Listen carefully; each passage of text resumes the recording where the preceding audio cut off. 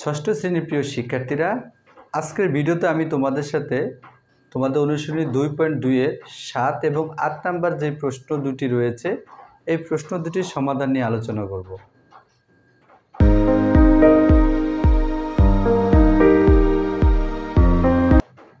Hello viewers, তোমাদের গণিত বইতে 7 নাম্বার যে প্রশ্নটি ছিল এই প্রশ্নটি হলো, মুসান্না বইয়ের দোকান থেকে একটি বাংলা রচনা বই 84 টাকায় ক্রয় করল, কিন্তু বইটির কভারে মূল্য লেখা ছিল 120 টাকা। সে শতকরা কত কমিশন পেল? আমরা জানি শতকরা মানে 100, তাহলে 100 টাকার মধ্যে সে কত টাকা কমিশন পেল এটা আমাদেরকে বের করতে হবে। তার আগে আমাদেরকে জানতে হবে সে 84 টাকা যে বইটা কিনলো সেই বইটার কভারে মূল্য লেখা ছিল 120 টাকা।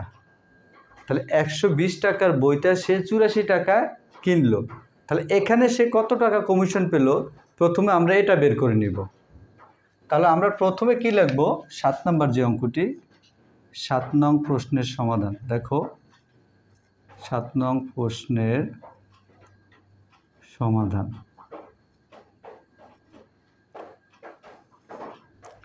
তাহলে যে এখানে সে কত মুনাফা পেল মানে কমিশন পেল, তাহলে দেখো সে কমিশন পেয়েছে কত? দেখো 120 টাকার বইটা সে 84 টাকা কিনছে, তার মানে আমরা 120 টাকা থেকে 84 টাকা বাদ দিয়ে দিব। তাহলে থাকে কত টাকা? 4 আছে 10 সমান 6, হাত আছে 1, 9, 9 আছে 12 সমান 3, 36 টাকা। এই 36 টাকা সে কমিশন পেয়েছে। এখন আমরা সে শতকরা কত কমিশন পেয়েছে, শতকরা মানে 100, তাহলে 100-র মধ্যে কত পেল সেটা বের করতে হবে।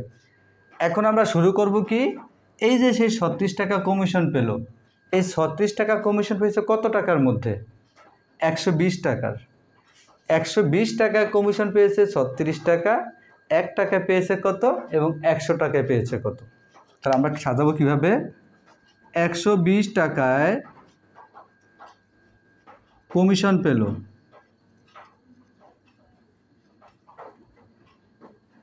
সমান 36 টাকা।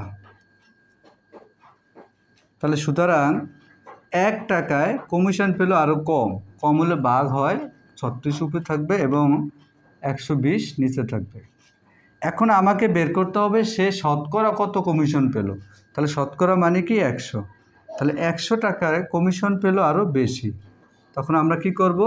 গুণ করব। দেখো 100 গিয়ে আমরা উপরের সাথে গুণ করব। এখন যদি আমরা কাটাকাটি করি, দেখো এই শূন্যে আর এই শূন্য যদি আমি কেটে দিই, এই শূন্য কাটলাম, এখন 12 আছে, 12 36 সাথে যায় 3 বার, কাটাকাটি করার পর উপরে থাকে 3 গুণ 10, তার মানে এখানে কত হলো? 3 10-এ 30, তার 30%। আমাকে প্রশ্ন করা হয়েছে সে শতকরা কত কমিশন পেল, তাহলে এখন আমার সে শতকরা কত পার্সেন্ট কমিশন পেল? 30%। তাহলে আমরা কি লিখব? সুতরাং সে শতকরা 30% কমিশন পেল।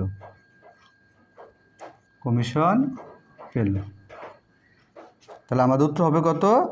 উত্তর হবে 30%। প্রিয় শিক্ষার্থীরা, এটা হচ্ছে আমাদের 7 নম্বর প্রশ্নের সমাধান। এখন আমি 8 নম্বর প্রশ্নের সমাধানটা আমি এখানে দেখাচ্ছি তোমাদেরকে। 8 নম্বর প্রশ্নটা করার আগে আমাদেরকে অবশ্যই প্রশ্নটা পড়তে হবে। এখানে প্রশ্নটা ছিল, একজন চাকরিজীবীর মাসিক আয় 15,000 টাকা। মাসিক বলতে আমরা বুঝি 1 মাসে। তাহলে 1 মাসে আয় 15,000 টাকা, তার মাসিক ব্যয় 9,000 টাকা। তাহলে 1 মাসে খরচ করে তিনি 9,000 টাকা। তার ব্যয় আয়ের উপর শতকরা কত? তার ব্যয় আয়ের শতকরাটা কত? এই যে ব্যয় করছে, এই ব্যয়টা করছে কিসের উপরে? আয়ের উপরে। তাহলে ব্যয় আয়ের উপর শতকরা কত, তার মানে 100 টাকার মধ্যে কত সেটা বের করতে হবে। তাহলে আমরা কিভাবে সাজাবো? আমরা লিখব 6 নম্বরের চেয়ে 8 নম্বর অঙ্ক।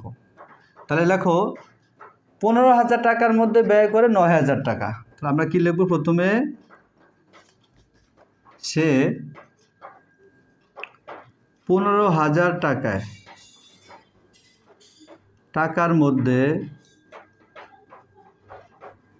ব্যয় করেন সমান 9,000 টাকা। আমি আবার তোমাদেরকে একটু বলছি, প্রশ্নটা লাস্টে দিয়ে খেয়াল করো। তার ব্যয় আয়ের উপর শতকরা কত?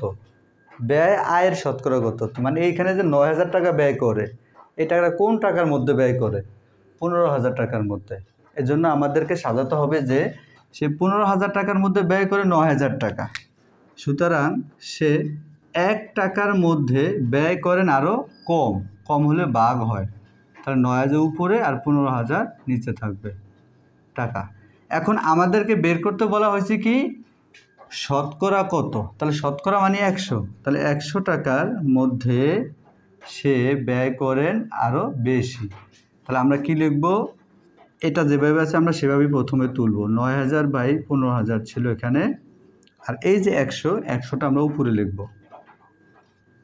এখন আমরা কাটাকাটি করব। দেখো, আমরা যদি এই 2 শূন্য কেটে দেই তাহলে হয়ে গেল এখানে যে 1 শূন্য, আর এখান থেকে দিলাম আমি 1 শূন্য কাটা। এখন দেখো আছে কি? 15 আছে। তাহলে 15 দিয়ে আবার কিন্তু 900কে কাটাকাটি ভাগ করা যায়। তখন 15 90 বিন্দু যায় 6 বার। 15 90 বিন্দু যায় কতবার?